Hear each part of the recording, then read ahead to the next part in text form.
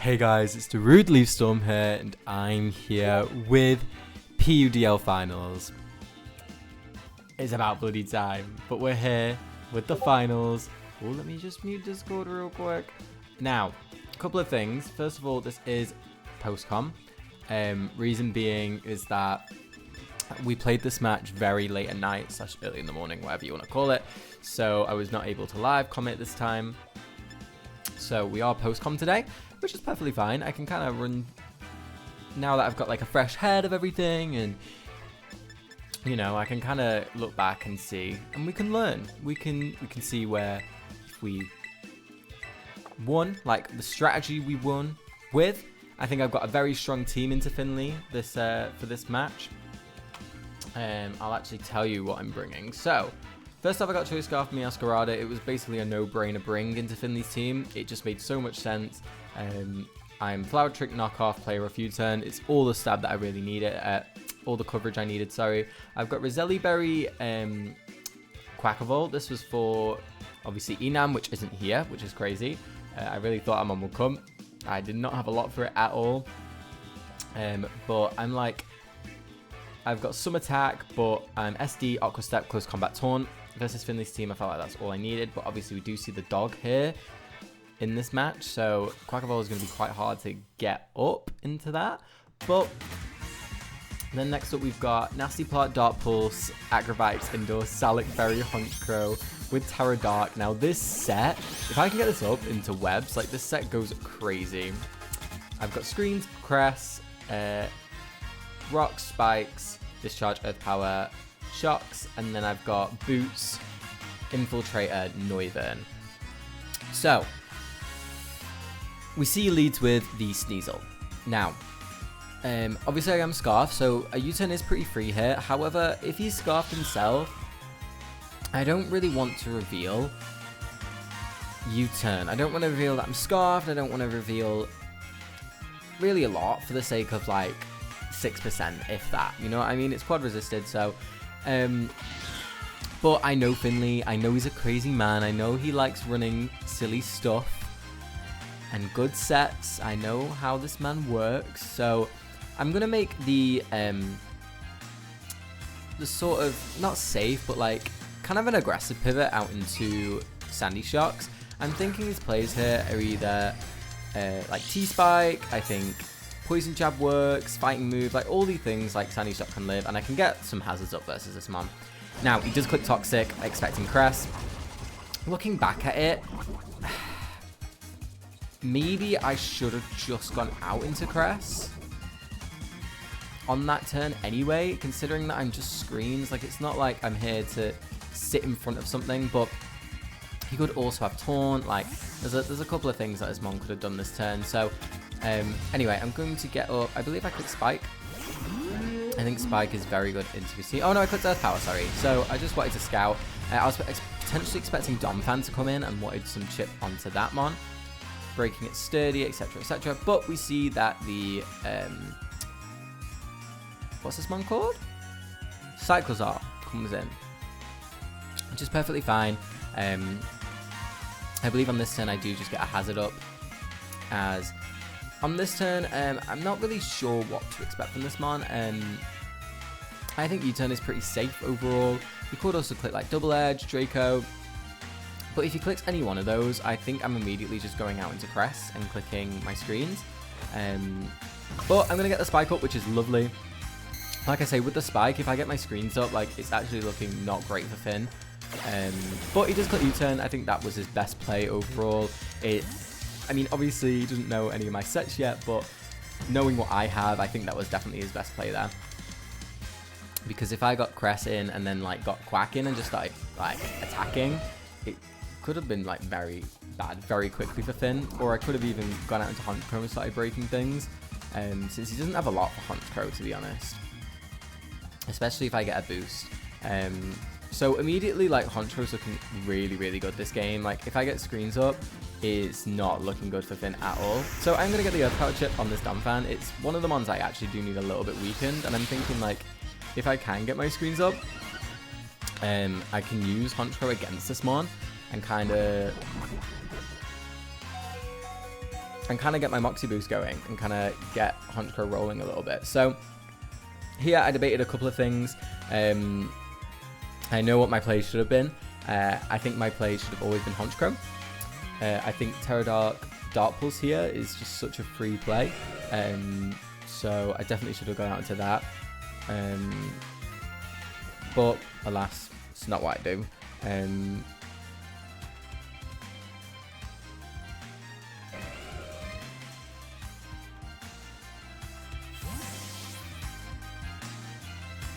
So I do go out into Ivy on this play. I felt like I could live any hit from Donphan. I felt like it was a pretty safe play overall.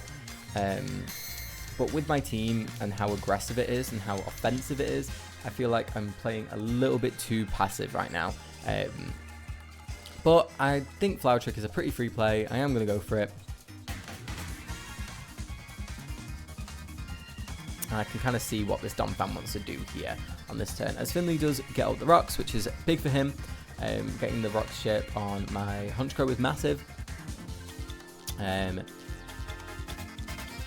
But yeah, we're kind of, weirdly enough, it's kind of already looking like we're heading into the end game of this game already. Because basically, if I get my screens up, it's just go, go, go, go, go from there, you know? My last Mons are so offensive, so I'm kind of interested to see how Finley navigates around this. As he just goes for Earthquake on this turn. Here, I definitely think Flower Trick was not my play. I think it was a very bad play on my end. I think I just wanted to pick up a KO and get Donphan out of the way. However, I definitely think my play should have been Cress again. I actually have a lot of speed on my Cress. I'm actually max speed, so I would have got a Reflect up guaranteed versus this Mon. Potentially a Light Screen as well. And then I could have Lunar Dance and just started getting things going. Like once Honchkrow's in, it's looking pretty bleak for Finn, but again, not what I do, unfortunately. But you know, we can see where we go from here. I'm gonna turn the game down a little bit. It looks like the audio is a little bit one-sided in terms of the gameplay, but yeah. So here I click Flower Trick. I think Scarf Meow is very obvious into his team. I mean, at the end of the day, he's got a Roaring Moon that can Dragon Dance, and I have a Play Rough, you know what I mean? So it's pretty obvious. As he's going to go out into Blissey, which is the Cyclozar.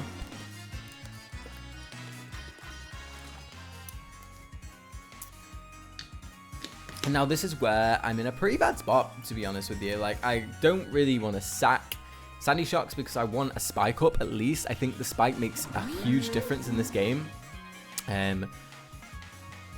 So I'm kind of in a tough spot. Not a lot of my Mons want to take on the Cyclozar. I think here. So I do go out into Noivern. I don't know what I should have done on this turn, to be honest, but I was basically like, I think my idea was that if, you know, I sack Noivern and he clicks Draco on this turn, I can then get in my Cress and then once again go for the game plan from there. But Noivern is in and he is going to bring out Goldengo. Now, I see my set.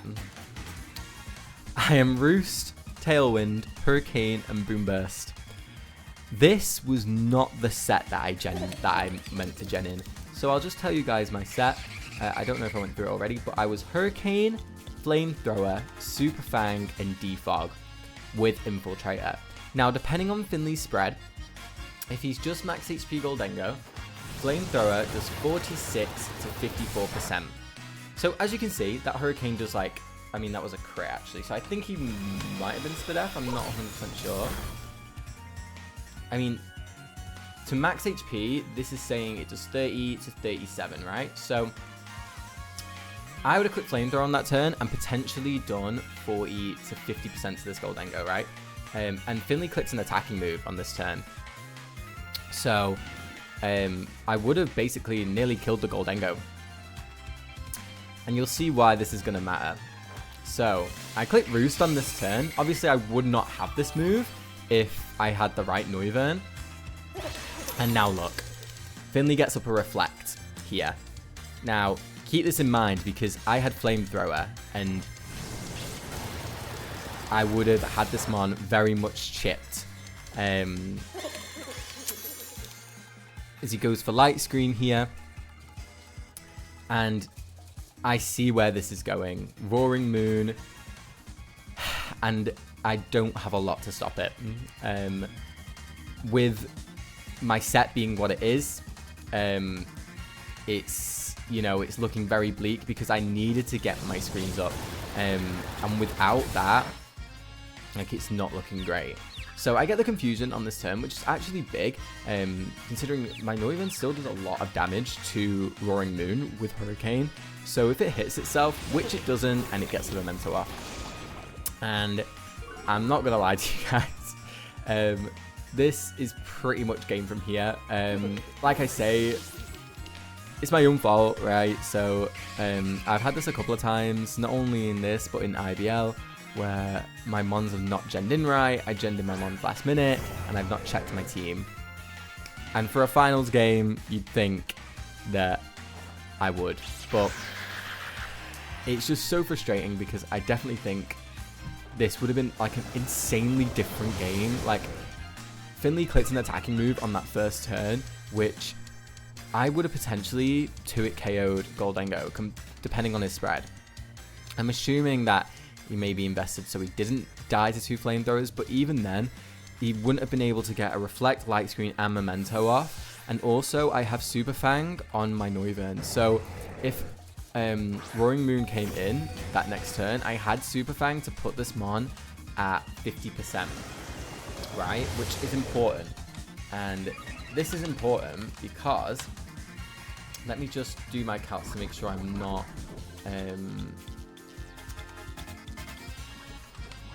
forgetting anything here. So play rough. So Roaring Moon. Under Reflect.